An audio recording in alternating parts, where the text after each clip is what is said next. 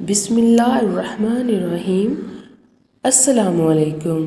حضرت ابراہیم علیہ السلام نے ملک الموت سے، جن کا نام اسرائیل علیہ السلام ہے، دریافت کیا کہ اگر ایک آدمی مشرق میں ہو اور دوسرا مغرب میں، اور دونوں کا ایک وقت ہو یا کسی جگہ روح قبض کرنی ہو جہاں وبا پھیلی ہو یا جنگ ہو رہی ہو، تو تم کیا کرتے ہو؟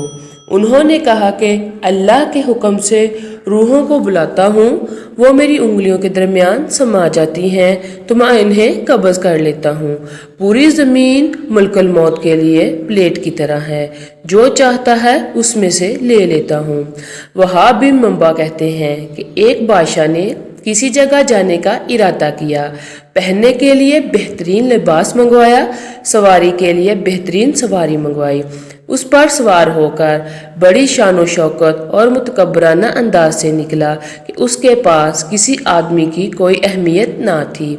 اسی دوران ایک شخص اس کے پاس بدحال اور پراگندہ شخص آیا اور اسے سلام کیا، لیکن بادشاہ نے اپنے غرور و تکبر کی وجہ سے اس کے سلام کا جواب نہ دیا۔ اس شخص نے بادشاہ کے گھوڑے کی لگام پکڑ لی۔ بادشاہ نے کہا کہ لگام پکڑ کر تو نے بہت بڑی غلطی کی ہے۔ اس نے کہا میں تیرے پاس ایک ضرورت سے آیا ہوں۔ بادشاہ نے کہا میرے اترنے کا انتظار کرو۔ اس نے کہا نہیں، اسی وقت کا کام ہے۔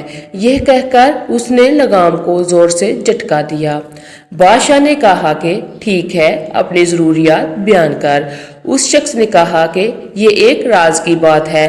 بادشاہ نے اپنا چہرہ اس کے قریب کیا۔ اس نے کان میں سرگوشی کی کہ میں ملک الموت ہوں۔ یہ سن کر بادشاہ کا رنگ تبدیل ہو گیا اور اس نے لڑکھڑاتی ہوئی زبان سے کہا کہ مجھے اتنی مہلت دے کہ میں گھر واپس جاؤں اور اپنی ضروریات پوری کر لوں، اپنے اہل و عیال کو الوداع کہہ لوں۔ ملک الموت نے کہا کہ اب اس کی اجازت نہیں، اب کبھی تو اپنے گھر والوں کو اور اپنے مال و متاع کو نہیں دیکھ سکے گا۔ یہ کہہ کر ملک الموت نے اس کی روح قبض کر لی اور وہ سواری سے بے جان لکڑی کی طرح زمین پر گر پڑا۔ وہاب بن منبع روایت کرتے ہیں کہ ملک الموت حضرت سلیمان علیہ السلام کی مجلس میں آئے اور ان کے ساتھیوں میں سے ایک کو گوننے لگے۔ جب مجلس برخاست ہوئی تو اس شخص نے حضرت سلیمان علیہ السلام سے پوچھا کہ یہ کون ہے جو مجھے اس طرح گور رہے ہیں؟ حضرت سلیمان علیہ السلام نے جواب دیا کہ یہ ملک الموت تھے۔ یہ سن کر وہ شخص بے حد گھبرا گیا اور کہنے لگا شاید وہ میری روح قبض کرنا چاہتے ہیں۔ حضرت سلیمان علیہ السلام نے اس شخص سے دریافت کیا تم کیا چاہتے ہو؟ اس شخص نے جواب دیا کہ میں چاہتا ہوں کہ آپ مجھے ان سے بچائیں اور ہوا کو حکم دے کہ وہ مجھے اڑا کر کہیں دور لے جائے۔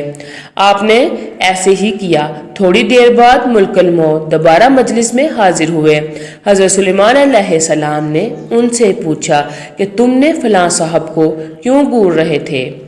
ملک الموت نے کہا مجھے اس شخص کو آپ کی مجلس میں دیکھ کر حیرت ہو رہی تھی، کیونکہ خدا تعالیٰ نے مجھے اس شخص کو ہند کے فلاں علاقے میں روح قبض کرنے کا حکم دیا تھا، مگر وہ آپ کی مجلس میں تھا۔ مگر جب میں اس علاقے میں پہنچا تو وہاں موجود تھا جہاں میں نے اس کی روح قبض کر لی۔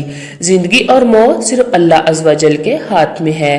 کسی ذی روح کو اس کی موت کے بارے میں خبر نہیں دی گئی سوائے اللہ کے نبیوں کو اور بعد برگزیدہ بندوں کو، لیکن یہ ایک ایسی حقیقت ہے جس سے بچنا ممکن ہی نہیں۔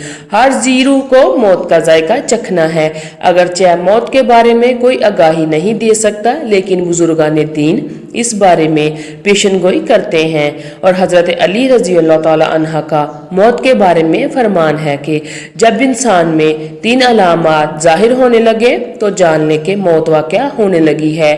چند دن کے اندر وہ شخص مرنے والا ہے اور اسے موت آنے والی ہے۔ عمل تفصیلات جاننے کے لیے ویڈیو کو آخر تک ضرور دیکھیے گا۔ محترم ناظرین، حضرت ابراہیم علیہ السلام جو کہ جد الانبیاء ہیں، حضرت یوسف علیہ السلام حضرت ابراہیم علیہ السلام کے پوتے تھے۔ حضرت یوسف علیہ السلام وہ نبی ہیں جن کو اللہ تبارک و تعالیٰ نے بڑے ہی حسن سے نواز رکھا تھا اور بڑی ہی خوبصورتی عطا کی تھی، اتنی خوبصورتی کہ مصر کی شہزادیوں نے جب دیکھا تو انہوں نے اپنی انگلیاں کاٹ ڈالی، انہیں پتہ تک نہیں چلا۔ وہ حضرت یوسف علیہ السلام کے حسن میں اس طرح مگن ہو گئیں کہ ان کی نظریں یوسف علیہ السلام پر اس قدر مرکوز تھیں کہ انہیں سمجھ ہی نہ آیا کہ ہم ہاتھ کاٹ رہی ہیں یا سیب۔ حضرت یوسف علیہ السلام اس قدر خوبصورت تھے۔ حضرت یعقوب علیہ السلام جو کہ اللہ تعالیٰ کے نبی تھے، آپ کی حضرت اسرائیل علیہ السلام سے گہری دوستی تھی۔ حضرت اسرائیل علیہ السلام جب کبھی حضرت یعقوب علیہ السلام کے علاقے میں کسی شخص کی روح قبض کرنے آتے تو اس سے پہلے حضرت یعقوب علیہ السلام سے ضرور ملاقات فرماتے، یہ ان کی دوستی اور یارانہ تھا۔ حضرت اسرائیل علیہ السلام اس علاقے میں جس شخص کی بھی روح نکالتے تو حضرت یعقوب علیہ السلام کو آگاہ کرتے کہ فلاں شخص کی روح نکالنے جا رہا ہوں۔ حضرت یعقوب علیہ السلام نے حضرت اسرائیل علیہ السلام سے فرمائش کر رکھی تھی کہ اے میرے دوست، جب تم میری روح نکالنے آؤ گے تو مجھے اس دنیا سے پردہ دینے کے لیے آؤ گے تو مجھ سے وعدہ کرو کہ تم مجھے ضرور بتا کر آؤ گے۔ موت کے فرشتے نے اپنے دوست یعقوب علیہ السلام سے حامی بھر لی کہ جب بھی آپ کی روح نکالنے آؤں گا تو پہلے آپ کو اس بات سے باخبر کر دوں گا۔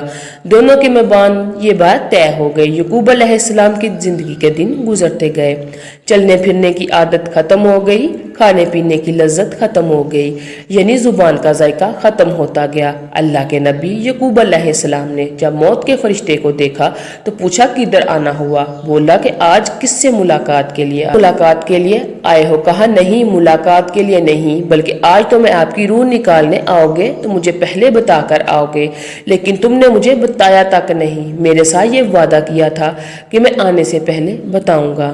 اے اللہ کے نبی اور اے میرے پیارے دوست، میں نے آپ کو ایک بار نہیں، دو بار نہیں، بلکہ کئی بار بتایا میں آپ کی روح قبض کرنے کے لیے آنے والا ہوں۔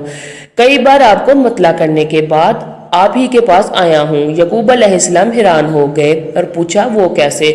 ملک الموت نے عرض کیا اے اللہ کے نبی، کہ آپ کو یاد نہیں کہ آپ کے علاقے میں میں نے فلاں ابن فلاں کی روح نکالی تھی اور اس بوڑھے انسان کی موت کے بعد اس کی تدفین بھی آپ ہی نے کی؟ یعقوب علیہ السلام نے کہا کہ جی ہاں مجھے یاد ہے۔ تو ملک الموت نے مزید کہا کہ آپ کے علاقے میں نے فلاں ابن فلاں ایک بچی کی روح قبض کرنے کے لیے ہی نہیں آتا تھا، بلکہ آپ کو بار بار بتانے بھی آتا تھا کہ آج ان کی باری ہے، آپ بھی تیار ہو جائیں، کل آپ کی بھی باری آنے والی ہے۔ اے اللہ کے نبی، میں آپ کو ایک بار نہیں بلکہ کئی بار بتا چکا ہوں۔ محترم ناظرین، موت کا فرشتہ جب ہمارے ہمسائے کی روح نکالنے آتا ہے تو وہ صرف اس کی موت کا سامان لے کر نہیں آتا، بلکہ ہمیں بھی بتانے آتا ہے کہ آج اس کی باری ہے، کل آپ بھی تیار ہو جائیں۔ تو اسی سے ثابت ہوتا ہے کہ جب محلے میں موت کا فرشتہ آ جائے، کسی کی روح نکال کر لے جائے تو اس محلے کے باقی رہنے والے بھی تیار ہو جائیں کہ آج اگر میرا یہ گہرا دوست، ہمسایہ اور رشتہ دار مر گیا ہے، آج میرا بھائی چلا گیا ہے، میرا باپ اس دنیا سے چلا گیا، میری ماں چلی گئی، یا کوئی بھی جا سکتا ہے، تو صرف وہی نہیں گیا بلکہ اس کے پیچھے بھی جانے والے ہوں گے۔ ناظرین اکرام، یہ زندگی کے لمحات ہم سب زندہ لوگوں کے لیے غنیمت ہیں، اسی لیے ان لمحات کو غنیمت جانیں اور ضائع نہ کریں اور برباد مت کریں۔ برف کی طرح یہ زندگی پگھلتی جا رہی ہے۔ ایک شخص کسی کے پاس سے گزرا تو اس نے دیکھا کہ ایک شخص برف بیچ رہا ہے، رو رو کے کہہ رہا ہے کہ اے دنیا والو، میری برف پگھلتی جا رہی ہے، تو میں خدا کا واسطہ ہے مجھ سے یہ برف خرید لو، کیونکہ اگر میری یہ برف ایسے پگھلتی رہی تو میرا نقصان ہو جائے گا اور مجھے خسارہ ہوگا۔ جس طرح تیری کہانی ہے بالکل اس طرح میری کہانی ہے۔ برف والے شخص نے پوچھا وہ کیسے؟ تو اس نے کہا کہ جناب، تیری برف پگھلتی جا رہی ہے جبکہ میری قیمتی زندگی پگھلتی جا رہی ہے۔ جس طرح قطرہ قطرہ کر کے تیری برف پگھلنے سے پہلے تو بیچ لے گا تو بدلے میں کچھ نہ کچھ پا لے گا، تو تجھے خسارے کا منہ نہیں دیکھنا پڑے گا، نقصان نہ ہوگا، تو فائدے میں رہے گا۔ بالکل اسی طرح مجھے بھی نقصان کا سامنا کرنا پڑے گا، یعنی جب 3 نشانیاں تمہارے اندر ظاہر ہو جائیں تو سمجھ جانا کہ موت کا فرشتہ کسی بھی وقت تمہارے دروازے دروازے پر دستک دے سکتا ہے۔ نمبر 1، جب سیاہ بال سفید ہو جائیں۔ نمبر 2، جب جسم میں سے طاقت و توانائی ختم ہو جائے۔ نمبر 3، جب کمر جھک جائے یا کمر ٹیڑھی ہو جائے۔ اللہ تعالی ہم سب کو موت کی تیاری کرنے کی توفیق عطا فرمائے، آمین۔